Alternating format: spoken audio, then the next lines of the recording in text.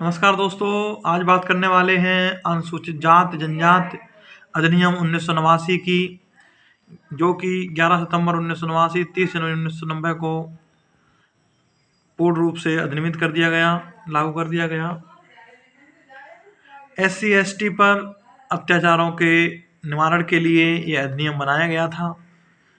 अपराधों के विचारण के लिए विशेष न्यायालय और अनन्य विशेष न्यायालयों की स्थापना की जाएगी। देखो, अनुसूचित जाति और जनजाति अधिनियम जो है, ये हर तरीके के अपराधों से आपको राहत दिलाता है, इसलिए इसके बारे में जानना बहुत आवश्यक है। उद्देश्य इसका था राहत देना, पुनर्वास आदि की व्यवस्था करना, ये इसका काम था। इसमें सबसे पहले संशोधन हुआ था 16 में और फिर संशोधन किया गया 2018 में। इससे संबंधित केस बहुत महत्वपूर्ण था। डॉक्टर सुभाष काशीनाथ महाजन बनाम महाराष्ट्र राज्य, अनुच्छेद 17 आपने पढ़ा होगा संविधान के अंतर्गत, अस्पृश्यता का अंत। उसी अस्पृश्यता को लेकर, छुआछूत को लेकर के, जो कि SC ST लोगों को झेलनी पड़ रही थी, उसी के खिलाफ, उसी से लड़ने के लिए, उसी से राहत दिलाने के लिए यह अधिनियम पारित किया गया। अनुच्छेद 17 के तहत यह पारित हुआ। दलितों पर अत्याचार के लिए इसमें दंड का प्रावधान किया गया। अगर कोई व्यक्ति दलित पर अत्याचार करता है तो इसमें दंड का प्रावधान किया गया। इसके मामले असुलनीय हैं, सुलह नहीं कर सकते। इसमें संघे और गैर जमानती, संघे भी हैं और गैर जमानती हैं, इसमें जमानत नहीं हो सकती। क्योंकि दोस्तों, जब इंसान ज़्यादा अहंकारी हो जाता है तो फिर अत्याचार करने लगता है। बहुत परेशान किया जाने लगा SC ST वालों को। उससे निजात दिलाने के लिए SC ST एक्ट 1989 में आया। उसी के बारे में आज बात करने वाले हैं। इसमें धारा 2 के अंतर्गत परिभाषाएं दी, अत्याचार। धारा 3 में दंड का प्रावधान किया गया, पीड़ित की परिभाषा दी गई। विशेष न्यायालय धारा 14 के अंतर्गत बताए गए। धारा 3 में अत्याचार के लिए दंड है। प्रत्यक्ष रूप से अगर अपराध होता है तो 6 माह से लेकर के 5 वर्ष तक की सजा और प्लस जुर्माना होगा। अगर अप्रत्यक्ष रूप से हुआ है तो 6 माह से लेकर के 7 वर्ष तक सजा रहेगी।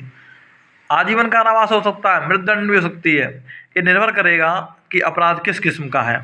यदि IPC में दंड 10 वर्ष या उससे अधिक है तो SC के साथ, अर्थात अनुसूचित जात के साथ करने पर आजीवन कारावास होगा।